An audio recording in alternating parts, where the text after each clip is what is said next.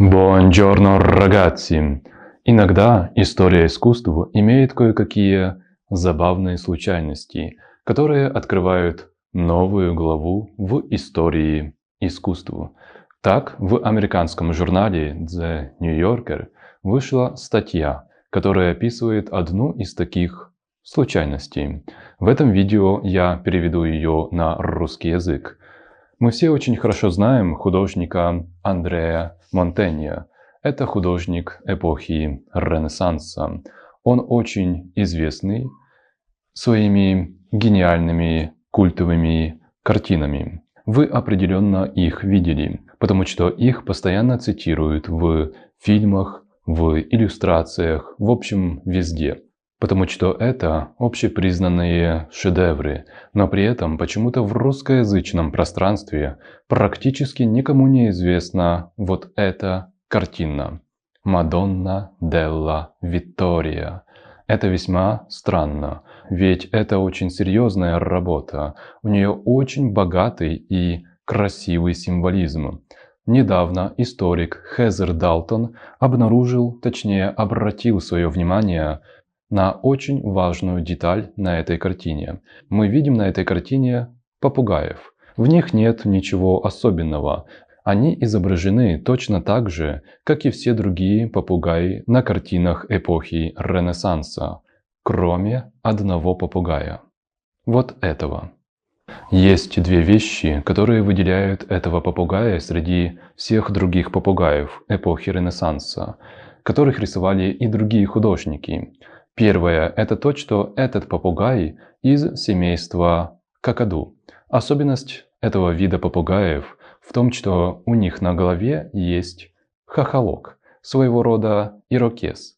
Вы спросите, ну что здесь такого необычного? Попугай как попугай, и действительно, несколько столетий никто не обращал внимания на этого попугая. Вот только сегодня узналось, что этот вид попугая живет только в Австралии.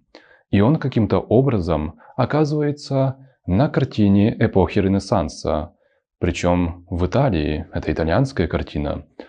Причем еще и за 300 лет до того, как европейцы прибыли в Австралию.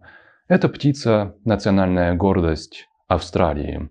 И она даже изображена на австралийской 10-долларовой купюре. Интересный факт, что эти попугаи-какаду не мигрируют. Их естественная среда обитания ограничена Австралией и некоторыми островами Индонезии.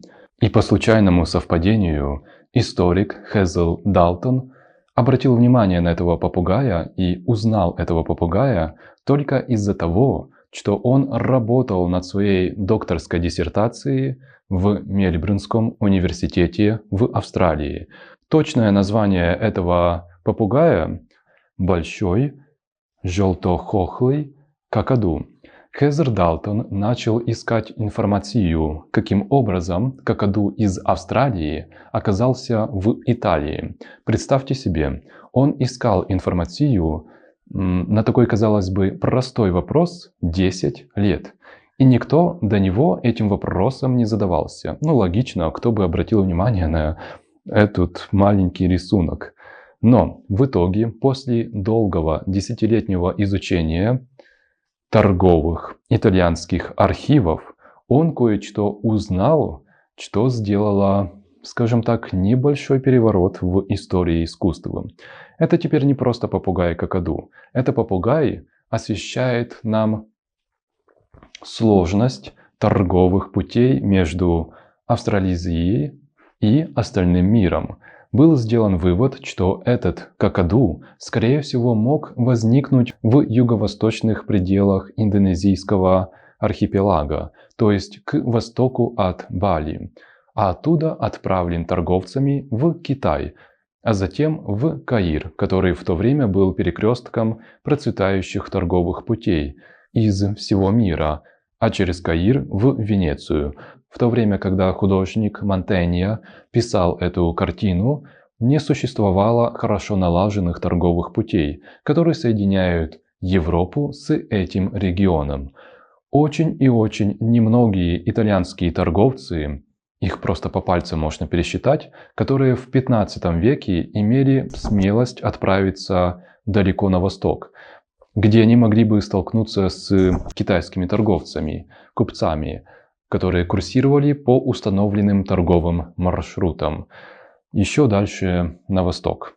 Это открытие историка привлекло внимание очень многих газет и медиа, в том числе таких гигантов, как Guardian и Smithsonian в Австралии. Одна газета даже опубликовала статью с неотразимым заголовком «Попугайчик-контрабандист» на картине эпохи Ренессанса.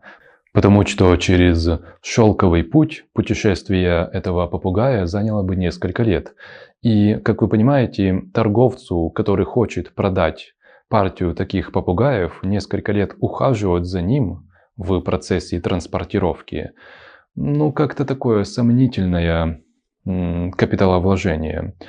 Вторая вещь, которая выделяет этот попугай среди других попугаев, это то, что он нарисован в неестественной позе, как для эпохи Ренессанса. Обычно на картинах эпохи Ренессанса мы видим попугаев, нарисованных боком. Даже несколько столетий позже, в 17 веке, попугаи-какаду на картинах изображали боком. Это потому, что эти попугаи-какаду были мертвыми, то есть художники перерисовывали с чучела. Это очень редкая птица, но какаду на картине Монтенья, кажется, был живым.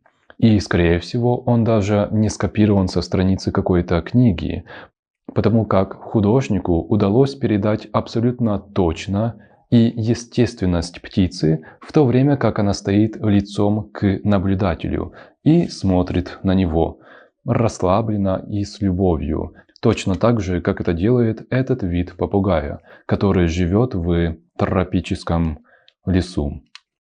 Картина Монтенья – это не единственная картина эпохи Возрождения, которая намекает на хотя бы косвенный контакт европейцев с Австралией.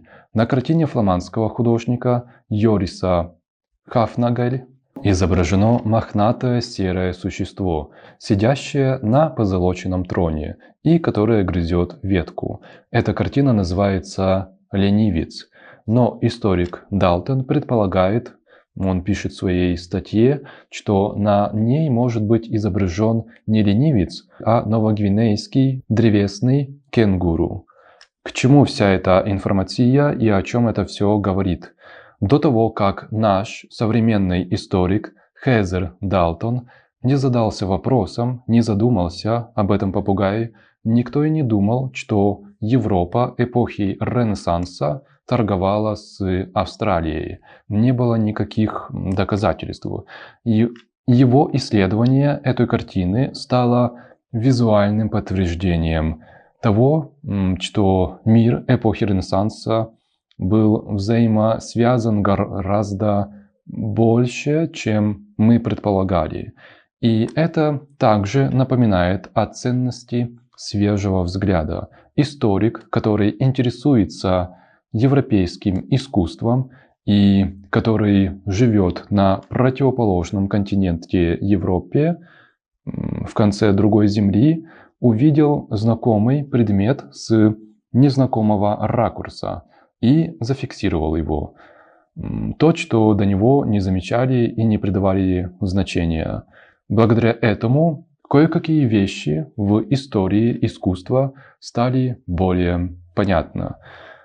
Но, возможно, для обычного человека эта информация ни о чем не говорит, но для студентов, историков это очень важный факт, который поможет в будущих каких-то исследованиях. Надеюсь, было интересно и полезно. А престо!